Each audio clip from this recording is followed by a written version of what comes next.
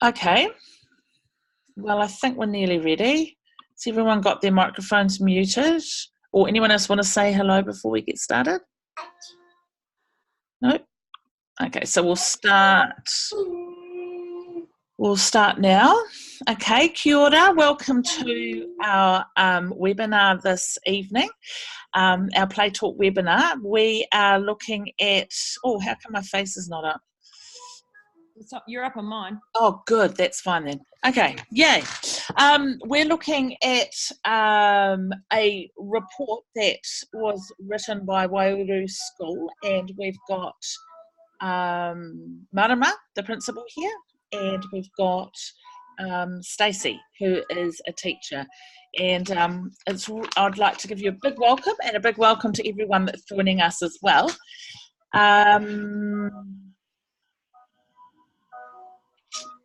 I think the most important thing and critical thing when beginning play-based learning is to recognise that we're changing our practice, and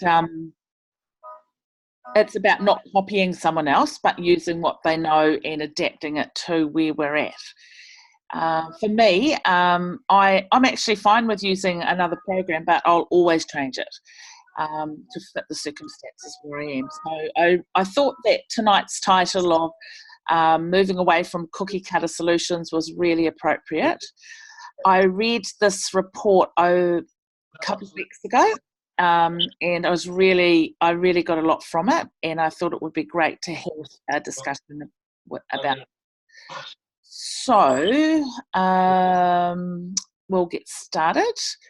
Welcome, Stacey and Marama. Maybe you could just introduce yourself and tell us a little bit about your school. Kia ora, Marama Stewart. I've been principal here since 2012, and I'm actually leaving in 3 days to take up a principalship over in the Bay of Plenty. I've been a principal for about 10 years, and this project has been in the making since I started here.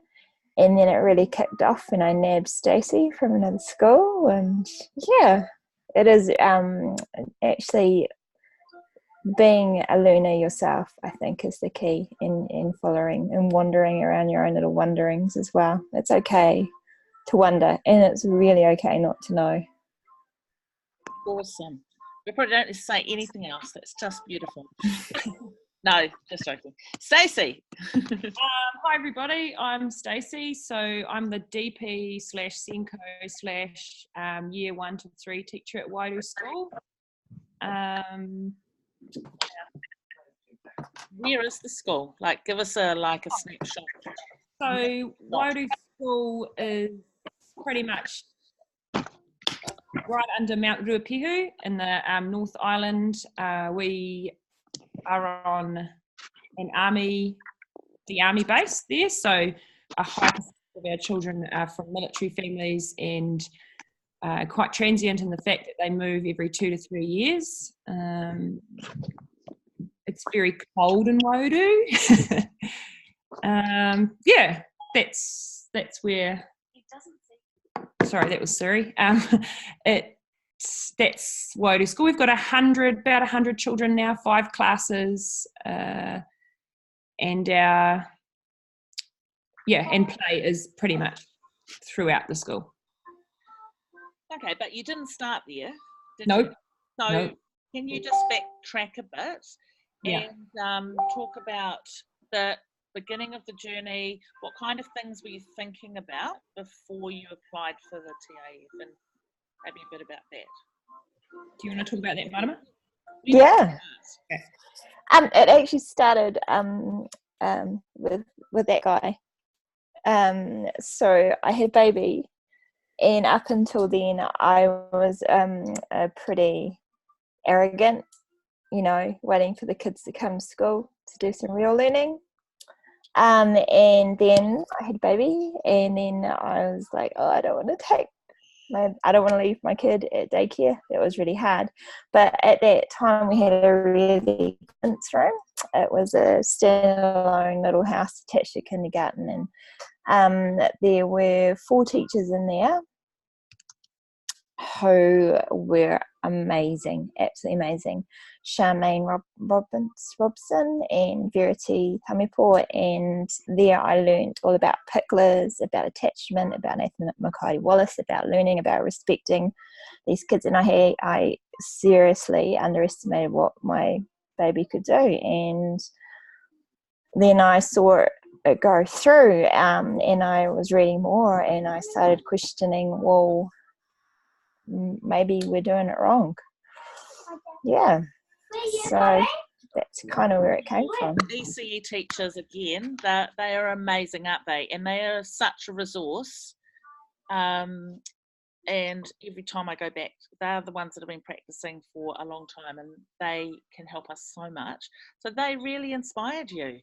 Yeah, a huge amount in the way they spoke to the children, and the way they respect them and understand that they actually can do it. They just need the love in the right environment.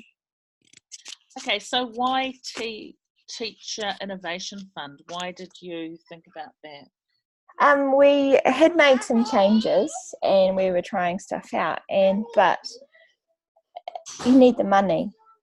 Okay, if you really want to challenge your practice, you need time to think. And I don't know, 2 CRT days a term is not enough to do some deep thinking. So the fund enabled me to provide the stuff, I think, and we got about 7 or 8 release days a term.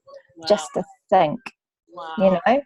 You could sit there and just read during the day when you're not tired.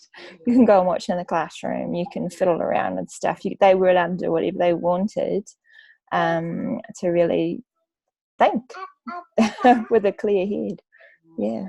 But what you started with saying is that you really had a disposition of a learner, and so the fund allowed you the time to be a learner. Yeah. You were rushing around with the kids and teaching, and were too exhausted to really put thinking into it. So that's definitely a benefit.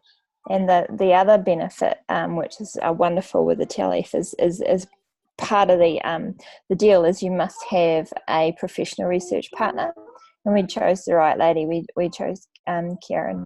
I contacted Co-Education because I'd been involved with them before, and they suggested Karen Davis, who had written so much about what we were interested in, and she took the time and the care to teach us to be professional learners. Yeah. So that next step up from being learning to professional learners, where we could actually use data professionally to make good judgments. This is This is the report here that I got a proper printed copy, but you can read it online. But when I was reading through it, that's what I thought. I thought, wow, you've gone through a thorough process, and it's really robust, and that's what really impressed me a lot. I think most of us teaching, we try our best, but it was really cool to read about the research that you did, and I guess it was the inquiry process that was really robust. What about you, Stacey? How did you get involved in the project? Okay, so originally when I first started Waiouru, was teaching in the year 5 to 6 class. The junior school were currently, at the time, were trying out an innovation where they had passion-based teaching, where one person was teaching maths, one was teaching reading, one was teaching writing, and the classes were moving between them all.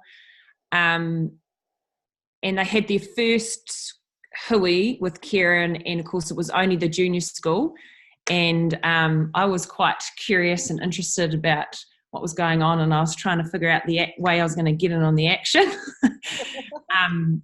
Marama went on sabbatical, so I took over as acting principal, and that was my ticket in, because as principal I got to be part of the hui. And it was through our early discussions about what was and wasn't working for us. So we were talking about data as in number data, and and why a certain group, which were our year threes, were performing academically really well compared to the year ones and twos, and we were sort of analysing that, and we sort of came to realise that those children were the children that had had a single teacher for their new entrant class before, and then had moved into our innovation that we'd been using. So it was sort of through that we created the reception class, and that's how I managed to wheedle my way into into the junior school and out of the senior school. The teachers that were in that sort of area were wanting to sort of move out of there a little bit and teach older students for a change. So we were able to sort of juggle things around a bit. Cool. So, was it, Marama, was it a hard process to apply for the fund? No, it was long. You have to. You wouldn't be able to go in and do it on your own, I don't think, if you've never done it before. And they actually provide a mentor a program because they want people to be engaged. So the first step would be to find a research partner who understands about methodology and costings and all of that kind of stuff. And then they actually will partner you up with a local or semi-local, as close as they can get, another school that's been successful, and they'll go through the application process with you. Because you do have to be robust, and you do need to tick all the boxes. But once you've actually done it, and you actually learn a lot through that process, you don't have to stick to it. You can. That's another unique thing. You can do this whole thing, and then once you've got it and you've got time to breathe, you can think, well, actually, now that I've done it, you can do whatever you want. But you do have to provide the milestone reports, which is mentored the whole way as well. Okay, so probably enough of that. Tell us about where you began, what questions. So it was about a reception class? No, it was about relationships, really. We had quite transient, so we wanted to build as many relationships with these kids and have as many teachers as possible building relationships so that the transitions between teachers would be less stressful. And actually the way we initially set up that innovation was not the right way to do it. And we very quickly discovered that we needed to change our innovation. So that's what's also a little bit different. Traditional research won't change because they want to see start and end point data. With a teacher-led innovation fund, you can be very open. And our question was about, well, something worked well. What was it? So we could try lots of different strategies. Thanks for helping. To try and figure out what it was and what was working for different teachers. Okay. Oh, that sounds good. Well, and Stacey, what surprised you? What stood out?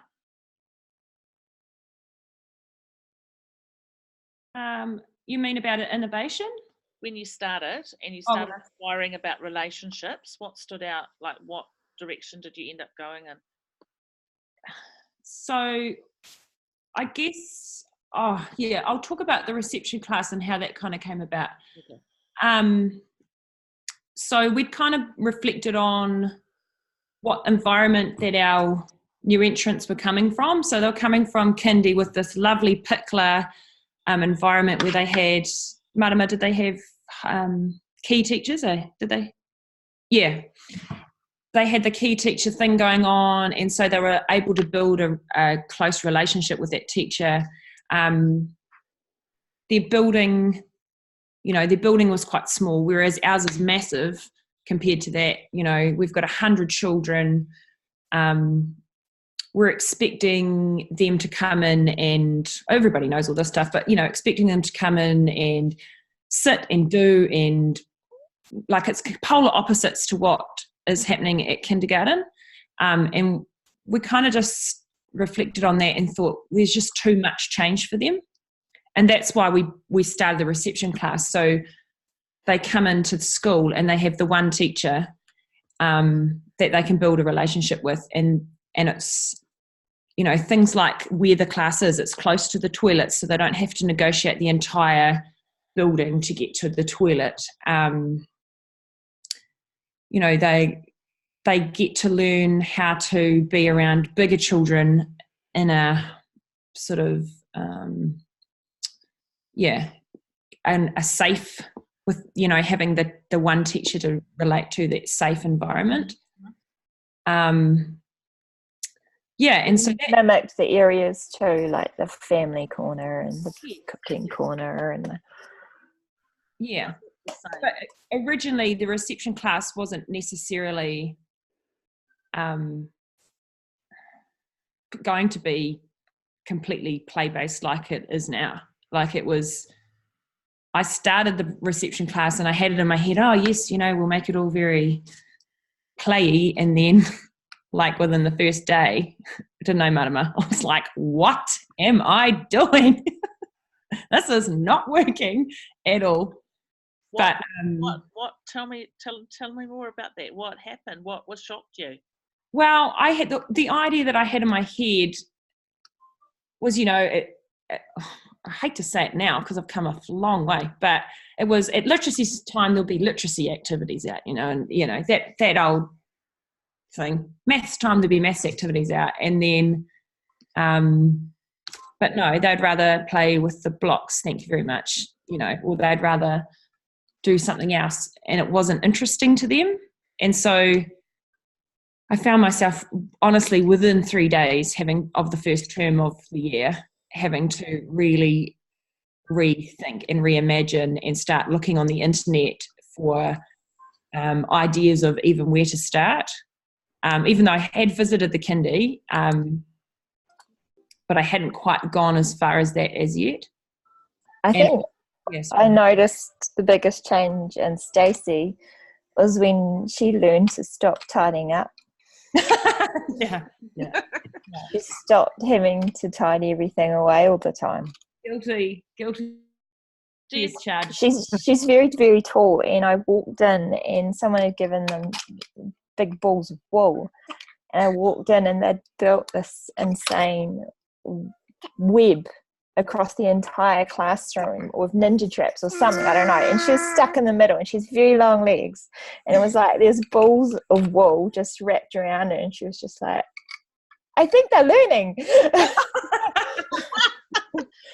Hey Stacey, can I tell you that happened in my in Tikaraki when I was there? It happened 2 or 3 times where they put wool all around the classroom and made spider webs and then went in and out of it. Isn't that fascinating? I tell you, the wool doesn't come out that often anymore. No, I know, right? Because the adults find it really difficult. But what it amazes me how similar the play can be from region to region. Anyway, we're getting off track. So you were kind of shocked, and is that because did you feel less professional, or did you feel like was it the control thing? Yeah, it was definitely control. And like Marama says, that's actually good of you to remind me of that, Marama. It was the, you know, cleaning up every block, because that's just what you're honed to do as a teacher, is that at the end of every block everything's put away and it's all nice and tidy, ready for the next lesson or the next whatever's going on. And once I learnt to not tidy up until the end of the day, and just let go a little bit of the control and stop and watch and observe, that's when things really started to hum. And I won't say it was not perfect, and I'm still not perfect, but yeah. And I have to point out to people too that I didn't just go straight from cleaning up every block to not cleaning up to the end of the day. I did actually do 2 blocks and then we'd clean up, because I was still sort of getting my head around how it all worked. And so I sort of weaned myself into it. As I got more confident, I could let play go for more of the day. Into now we play for most of the day.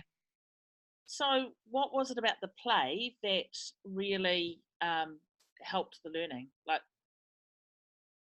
I think,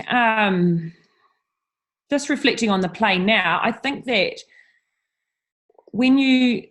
those children who may not be necessarily literacy strong or numeracy strong or mathematically strong, the play allows you to celebrate their other successes. And you get to see children in a whole other light. Because back when we had national standards, it was all about how many reading groups you get through the day, how many maths groups, how many writing groups. We've got to read every day, we've got to do this, got to do that. And I hate to say it, but I probably didn't value the other curriculum areas like I do now. And I did not understand them like I do now. And, now we've got, particularly some boys that are, literacy and numeracy is not their strength at the moment, but man, are they engineers, and can they create things with boxes, and can they create, we've got this massive train set and we've got like cities being built, and they know how to build train bridges that go over top of the road and all that really high-tech stuff that I could not teach them. I could not do that for them. They've done that themselves. Same thing with, what was it? Oh, spinning things, like the Beyblades and that kind of stuff. We taught, last year we learnt about friction and force and all that kind of stuff. I probably never would have gone there with kids at that age on that topic had we not been doing it in play. Right. Yeah. So one of yours in the summary of your shifts, it said we expanded our knowledge of the key competencies and similar kinds of learning. Yeah. So for us at Waiouru, the key competencies are pretty much at the forefront of everything that we do now. So we, through our research, we pulled apart the key competencies and really got to know them. And we also used because our research included the kindergarten teachers, so we also unpacked the Te Whariki stuff as well and came up with our own kind of, I'll call it a matrix, but it's not a matrix, but our indicators, I guess you'd call them. Yeah. So we better understand what managing self means now. Yeah. So you've got this wee oh, yep, that's one. Yep. And it just breaks down what each of the key competencies mean so that you can see them better. Yeah. And they're really important now. Yeah, they are in the forefront. So we have a full page in our school report now that is about the key competencies and discussing students' progress, areas to work on, things like that. And a lot less reading, writing and maths focus. But what you described, like with those boys being engineers, that is still maths. Yeah, absolutely. Yeah. So what is it about us primary teachers that find it hard to see that? Is it because we're trained to see maths as very book orientated, do you think? I don't know, or I wonder if we're not necessarily trained in the art of observation. So until I stopped teaching head down at the desk all the time, and until I stopped that, I didn't observe children like I do now. And so I set aside specific time to sit and watch, and I actually just sit there and analyse what curriculum I can see happening right in front of me and in their play.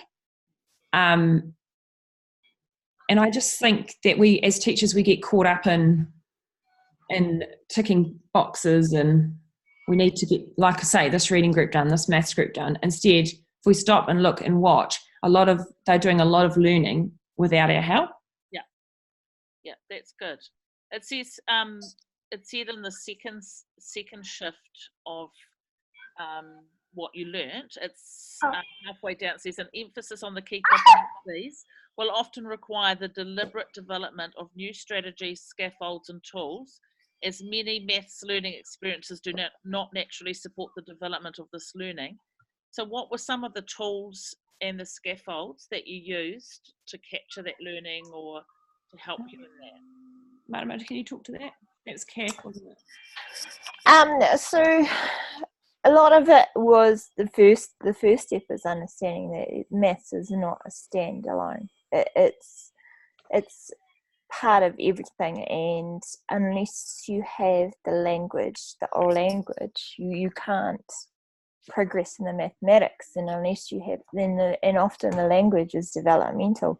So for example, I have a 5-year-old, and you often hear, oh, with the homework, why aren't they learning their times tables? Well, my kid he can remember everything, unfortunately. So he can remember 6 times 3. But if you put it on the board and switch it around to 3 times 6, he wouldn't know what it means. He hasn't learned it, he's just remembered it. He's not developmentally ready because he doesn't understand actually that means 3 groups of 6. He doesn't even understand what the word group means really. He couldn't describe it, and actually what is a group? You actually have to hear that word in context. Oh no, however many thousands of times, and actually there's a group of cows. No, you don't say that, you say it's a herd of cows. So there's lots of different ways of saying group. So expecting him to learn something at 5 is unrealistic, but if you understand that developmentally they'll get there when they're ready. At around 7, you will get there. The other part was it's about the context too. Maths has to be in context. Yeah, you can't learn it in a book. You can practice it in a book. You can remember it in a book, but you can't learn it in a book. It has to be in a real world problem. It has to make sense. It has to be a real life thing. Or and you've got to be very careful to explain to parents that learning and remembering and practicing are 3 completely different concepts. They all work together, they complement each other, but don't mistake one for the other. Yeah. So one of your teachers took the kids out when she was first discovering about she was using maths problems, and she took the children outside to experience that, and that was interesting to see her progress in that. Yeah, it was huge. And this is just now her second nature. I walked in today and she had they're doing measurement. So she just said, build me a time machine. It has to be this size, and not this much. And left them to it. She didn't prompt them. And they were all in there using the scales and teaching it. She just sat there and observed exactly what Stacey, this is with a year 3 and 4 class. She could spot the kids who needed a little prompt. Yeah. Just 1 or 2 words, and often it was fine motor skills of using the equipment. Yeah. It wasn't teaching them how to use a robot. It was just how to hold it. There you go. Yeah. Right. So it was kind of like the play has moved up the school. Yes. And questions so and provocations. We don't really use provocations. Or invitations. They're very time consuming. So I would say Kath, she's got year 3 and 4. The play would be still free play 70-80% of the day. Yeah. Well, Stacey and the youngers is 100% of the day, and one of our year 5 to 8 classes who's been experimenting for 2 years now, she's got play. At least half the day they're playing around with concepts and ideas and projects and things. Some people, can you tell us a little bit more about that and how? So, do you started with new entrants and then you all came on board? We grew up. You grew up. Yeah. We didn't push down. We didn't push our ideas down. We grew up with the development. Yeah. So what happened is you had all the teachers inquiring about similar things, but different, if you know what I mean. Yes. So we knew that relationships were super, super important. We knew that competencies were really, really important, the developmental stuff. But how a teacher does it in their own way, they have to find their own way. So it was kind of described it as little mini cycles of inquiry that each teacher spun off with, but we always brought it back to the key main ideas, which is relationships, really. Yeah. And so everybody's moved. Yeah, everybody's made massive shifts. And we've been lucky enough to have, the new entrant teachers have changed because I've moved up into the year 1s to 3s, and lots of people have babies in amongst all the Many pants and that kind of stuff. But we're really lucky that the new entrant teachers in a job share at the moment, both of them are on board with what we're doing, and so they've just slotted in really nicely, and it's kind of been seamless. And so this year we've got a really good junior team humming along, and then with Kath next door in the year 3s and 4s, she's doing a magnificent job. And she actually said to me today, talking about that stuff, Marama, that she was doing, that she was feeling bad because she hadn't, but she tries to pick up on what they're doing in their play and build on it. So that was the time machine thing. So someone had built a time machine, and so she'd found this way of incorporating that into her lessons, or what concept she wanted the children to be picking up on, or that she felt she could build on from that idea. She's done the same with the interest in, I think in that report there's one about the spiders and the bugs, and even this year the kids have had a massive interest in spiders and bugs and butterflies, and ongoing interest in that. And like Marama said, it's sort of just crept its way through the school, and at the year 5 to 8 we've got one class at the moment that's doing a lot of project-based, their own interest stuff, and the other it'll come along in time. It doesn't change in a day, unfortunately, Rome. So I want to take you back to your practice as a teacher, because there seems to me 2 ways that people can go into play. They can either get a package deal, or buy a program, buy this program, or you can do kind of what you guys have done, and that's to change your practice as a teacher. What do you need to? I mean, obviously you need to be brave and courageous, but what other dispositions, or what advice can you give, I guess, to teachers that are in a classroom at wanting to change and wanting to include more plays? Some of them, I guess, there's resistance. Some of them. Interesting. So I have an anecdote for that, and it's from a very, very strange place. Eero. So Eero was there very early on, and Stacey, they were there to torture us anyway. So Stacey said, "Oh, we're looking at play." Right? She had a bit of an ECE background. I can't remember her name. And Stacey said, "Oh, we were looking at the Walker learning." Yeah. And she said,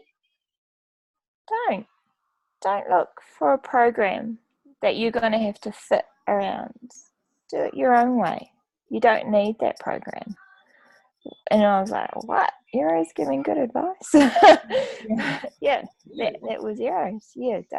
Don't get something that you have to fit into. You need to find your own way, your own style. And I think for people who are wanting to get started, if you're a visual person like me and I couldn't even imagine what it would look like, how to set the classroom up, practical things like that. Go to kindy. Pretty much go to kindy and set your room up like kindy. The resistance thing, it always perplexes me because, we've been really lucky at Waiouru because Marama was like the leader of it all. So we didn't have to convince the principal. We didn't have to convince the board because the board just supported what the principal felt was the best direction, and the teachers, they trusted us, and they've trusted us to do what's right for the children. And they are our biggest champions, really. They hugely promote what we do. I don't think we've come up against, and we haven't come up against a huge amount of resistance from parents. I think if you can point out to parents that there's, like, one dad said to me, what is this learning through play thing that they're doing? And I said, look, it is, I explained the way that our day works and what we do. And I said, they're still getting what they need. It just looks different to when you and I were at school and we sat at a desk and we coloured in colouring in paper. He says, okay, so they're just getting information just in a different way to how we got it. And it's like, absolutely, and it's exactly how it is. If we were doing, say it was the other way around and we were playing, we had play, and then all of a sudden everybody decided that we were going to sit at desks and write in books all the time, I don't think you'd hear a squeak out of anybody. So my thing is we just need to educate our whānau about how it works, and it's not just, the kids are running loose, and there is value in what they're doing, and we need to help our families see the value and understand. So we do a lot of on Seesaw. Our posts aren't just here is little Johnny's writing today. It's, or here is a cool train thing that someone built. It's we in that post we talk about the learning that we can see, so the engineering, the mathematics, when children are role playing, how that's building on their literacy skills, things like that, so that the parents get an understanding of the learning and its importance through play. Yeah, I'm sorry, I went a bit off track. No, that's all good. That's all good. That's all part of the learning, isn't it? But getting everyone on board, and I think you've hit on a real key, is being able to share what's happening with the different stakeholders. Yeah. You need to find someone, a loud mouth like me, who's happy to stand up and say, this is what the research is, this is the data, this is the right thing to do for our kids. Yeah, you have to educate your board, you have to educate your community, maybe you need to educate your management, and if they're true educators themselves, they should be ready for learning as well. Hey, so what about the results? Sorry, just did that. Been fiddling around. I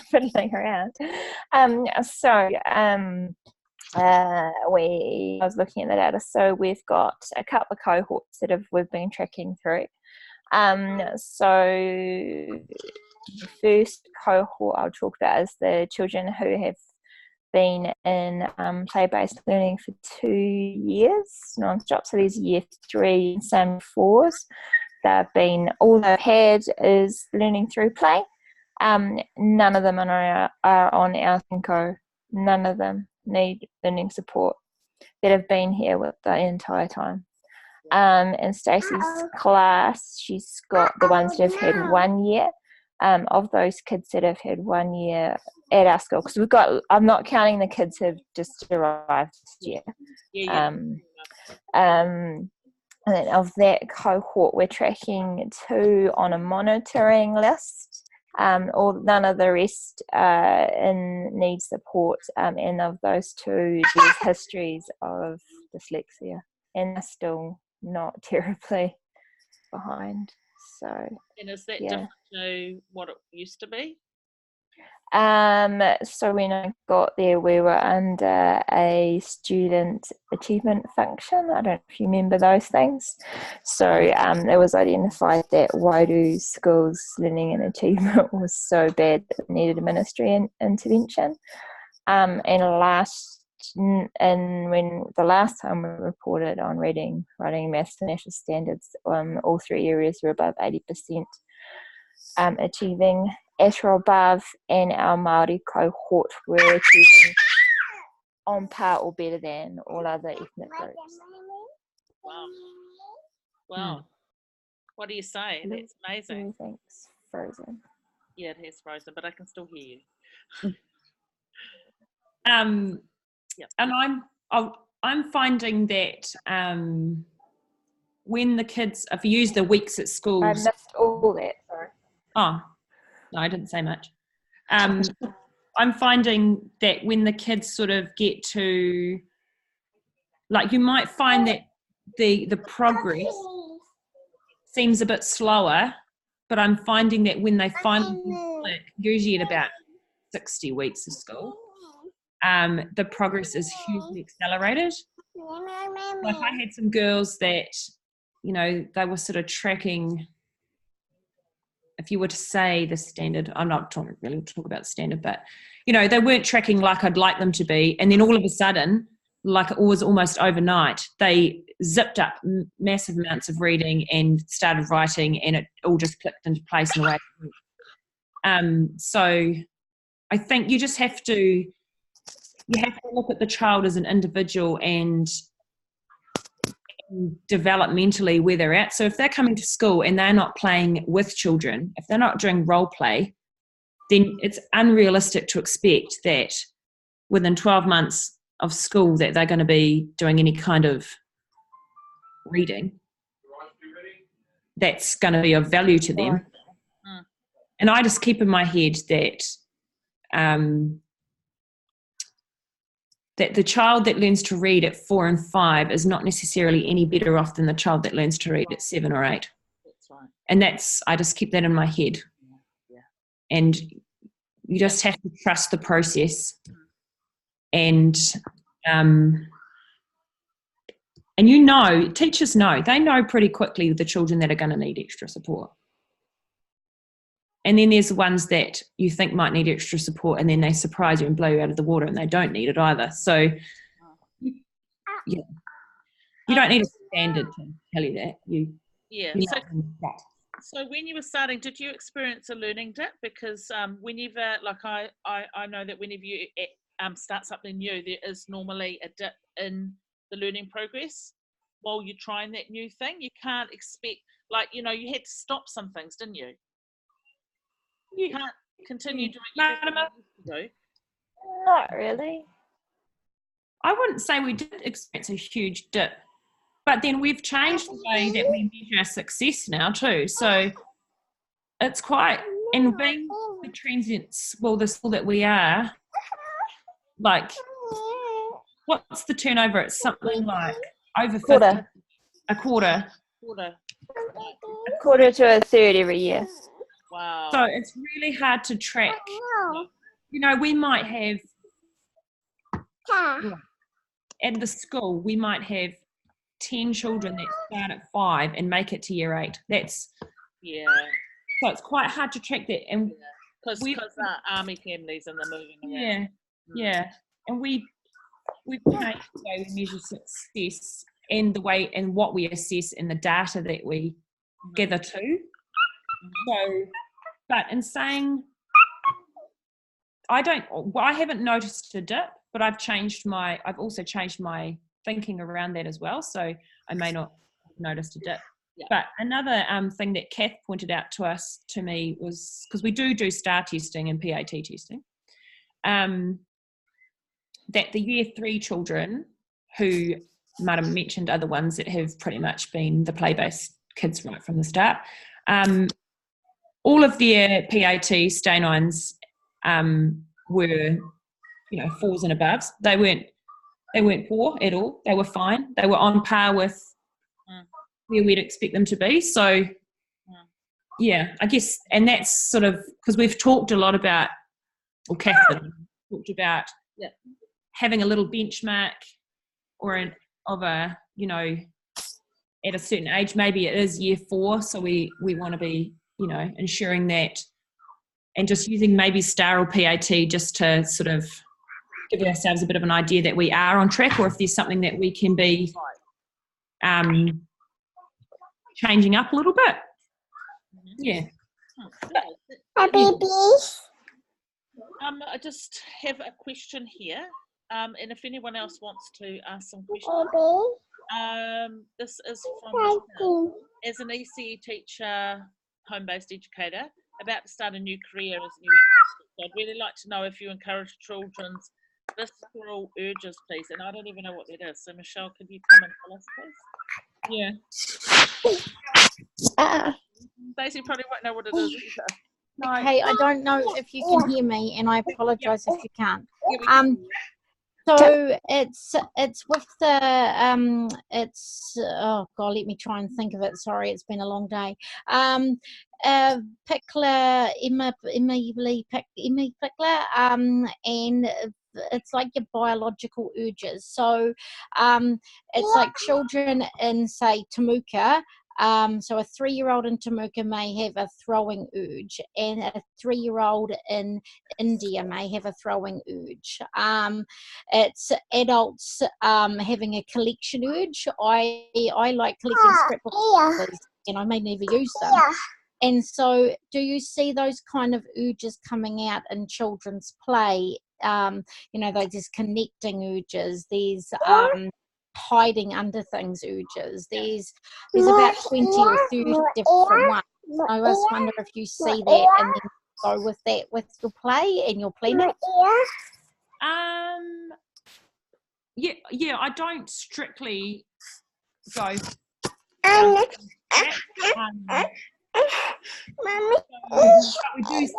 We do see it. So at the moment they're into building huts, so that's like a daily thing. That's the kind of thing you mean, isn't it, Michelle? We've got paper planes on the go at the moment. When they were into spinning things, I did try like I say, Marama, like I said, we don't do provocations, but if I do see something like that, I will try and think about how I could build on it. So, we gave them lots of different things that they could spin.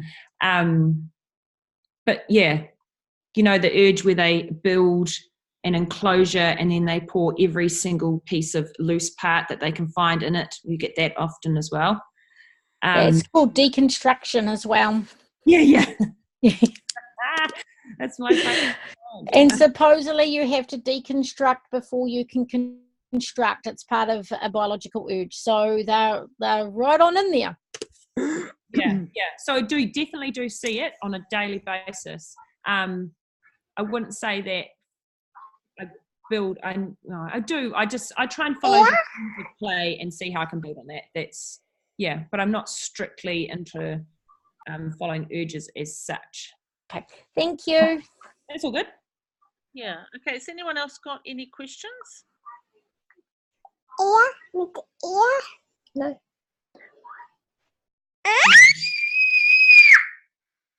Sorry.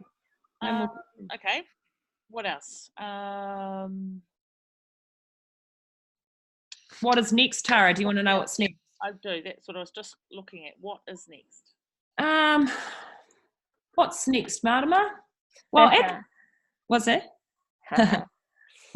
Well, what's next is we're going to Taniatea School now. Marama's going to be principal, and we're going to impart our knowledge there. No. I think at the moment for us we're consolidating what we've done. So, consolidating, and for our junior team, just really building on the ways that we can probably work more collaboratively. At the moment, we're really lucky with the way our classroom is built in the terms that the two classrooms connect together quite easily. So the children play between the two rooms all the time, which makes transitions really nice. But as teachers, we work kind of, I've got my class of children that I worry about, and she's got her class of children. We do a few things together, and we're getting better at that. But I think ultimately the aim would be that we would be working more collaboratively in the way that we teach and bouncing more off each other. But that just comes with time and the relationship that you build between yourselves as colleagues.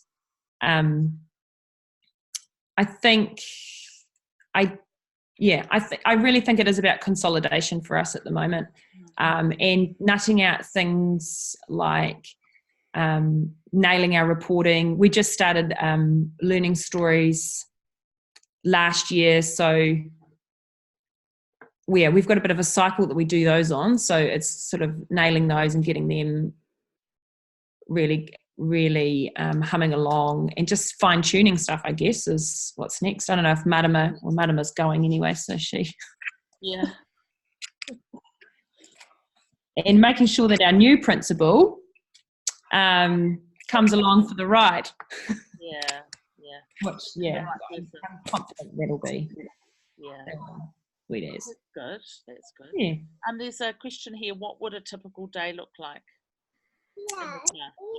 Okay. So for me, in year 1 to 3, so it looks a little bit different in the reception class, but to give you an idea, 1 to 3, so my kids range from some are already 7 and some are only 5.5. So we start our day together on the mat, and we do karakia, the roll, the date, all that kind of stuff. And then I launch into a 20 minutes phonics focused lesson. So, sorry, before school at 8:30 when the children arrive, they're allowed to play. So they can start playing, and they often do before this bell goes. But the bell goes and we come together and do our housekeeping stuff. And then I launch into a phonics focus lesson with some sight word stuff and a bit of handwriting chucked in there. The older children, there's probably about 5 that are have moved on to spelling words and things like that. Do that at the same time, and then from there the children play, so they get at least an hour before morning tea of free play, and during that time, depending on the day of the week, Tuesday to Friday, I'll pull out small groups to do some guided reading with, just depending on how, if a child is totally into what they're doing, I won't pull them, but often they're keen to come and read, and they'll do that.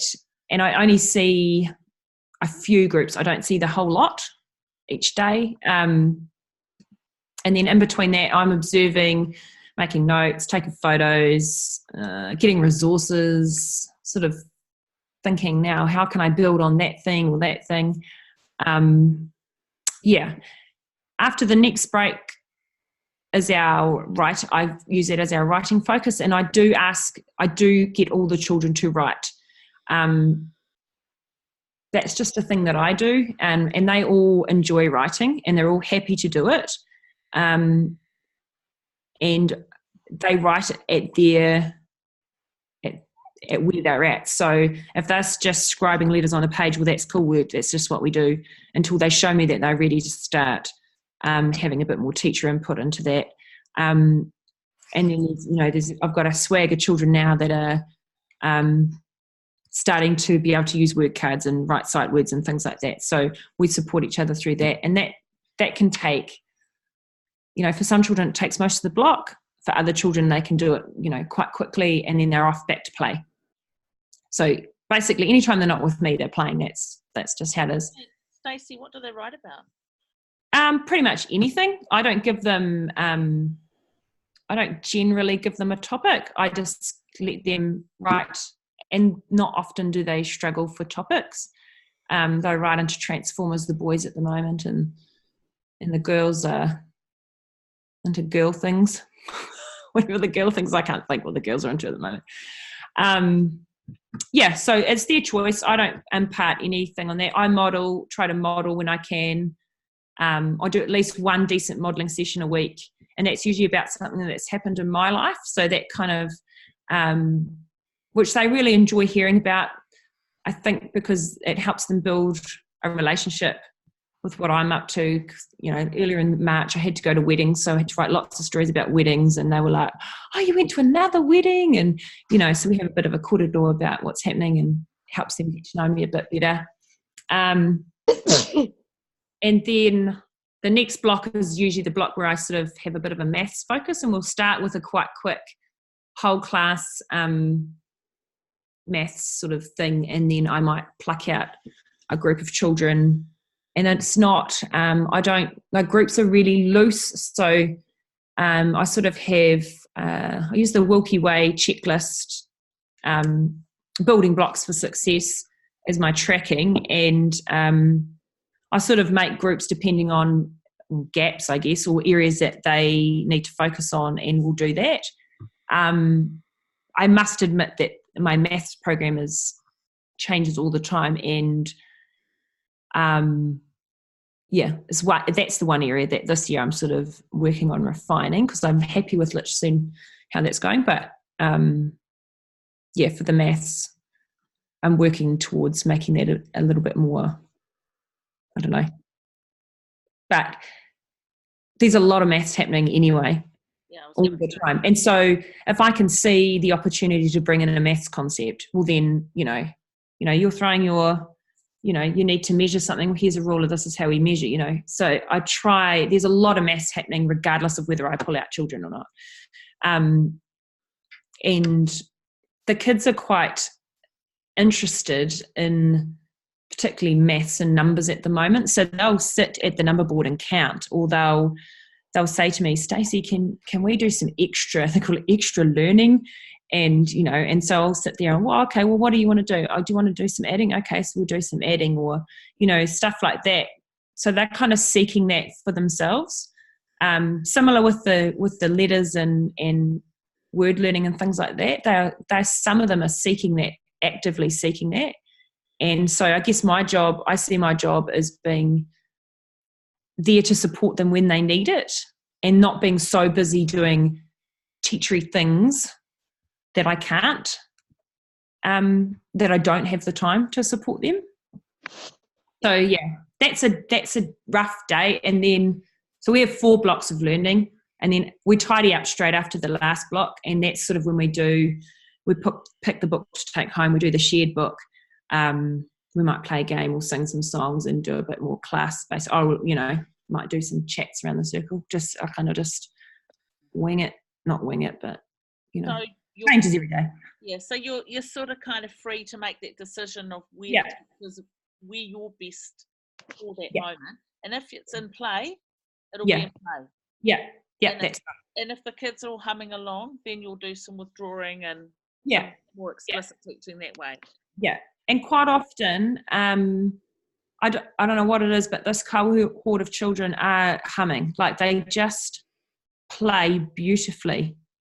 And that's both classes. They just play beautifully, and they get into these huge, massive, in-depth role plays. And I sort of find myself sometimes looking around going, I don't know where, I don't need to be involved in any of this. It's actually, it's valuable play, and I don't actually need to have a role other than document it and show their parents how fantastic they are.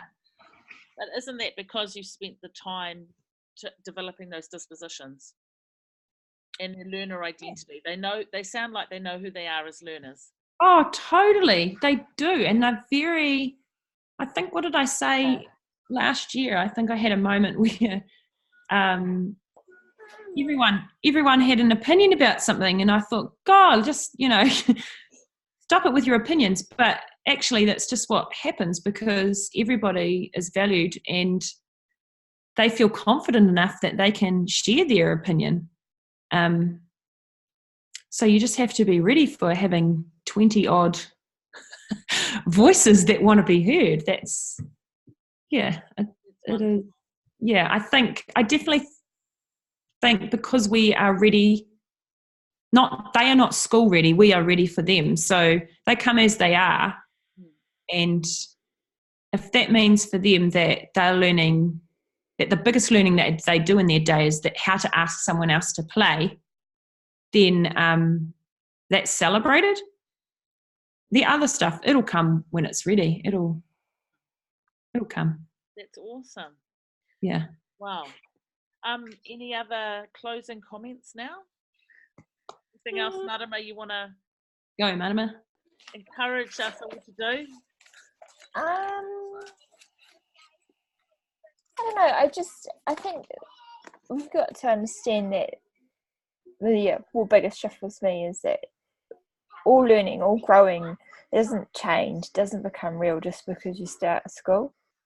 You learn from day one. You come out learning how to survive and how to walk. You just do it, and we have to celebrate the fact that actually this is our superpower as humans is playing until you learn, and that's how we've come who we are. And just that's learning isn't a straight line. It goes my son learnt to walk when he was about 15 months. Took him a bit longer. My girl was walking at 11. She wasn't above the standard, he wasn't behind. It was just when they were ready. And you don't often see all of those connections and building blocks happening. It's invisible, but it's happening. Yeah, you just got to love them. Yeah. Thank you so much, Stacey, Marama. It's been amazing talking to you. And it's week 11. And to be fair, I was like, oh, what am I doing? What are we doing a webinar in week 11? But I think I'm really pleased I did, because I feel so encouraged, so inspired. Your journey is amazing. And I just want to encourage everyone to grab a copy of Building Successful Learning Foundations. That's what it's called. There's a cliff notes on the ministry site. Is there? But if I share it here, if they click it, if they Google it, will they find it? They'll find it on our school website. There's a link. Yeah. Foundations. I'm just writing it up now. Go to waiouru.school.nz and there's the report tab. That's under the report tab. Report tab on school website. And have a read, but pay attention to the process and that they went through. Yeah, I think it's really fascinating. And thank you to everyone who's joined us tonight. Thanks for supporting these webinars. I just do it because I really want to see education in New Zealand change. And like Marama said, and Stacey, I really want to see our children in New Zealand being valued for who they are and not being put down, but being given a chance to grow and to develop when they're ready to grow and to develop. So yeah, that's why I do it. So thank you very much. Does anyone want to say anything? We tried printing before, but we had an issue. It didn't look like we could print it. Can they get a paper copy from somewhere? That was Shane Brown that said that. Oh. Are you still there, Marama? Hello, yes. Yeah. Yes. Email me, principal@waiouru.school.nz before Friday with your address, and I'll print a black and white one. Will you? Yeah. Or Stacey? That'll be your outgoing gift to the school. Using all Yeah, blowing the colour copier budget. There you go. So email her. Is that right? Can you see that up under the chat notes, Marama? Where it says principal@waiouru.school.nz. Is that right? Principal@waiouru.school.nz. Yeah, that's it. Cool. Okay. Any other questions? Any other parting comments? Awesome. Okay. Well, thank you very much. Have a good holiday, everybody. Have a good break. And all the best in the new term next term. See you. Ka kite anō. Bye. Bye.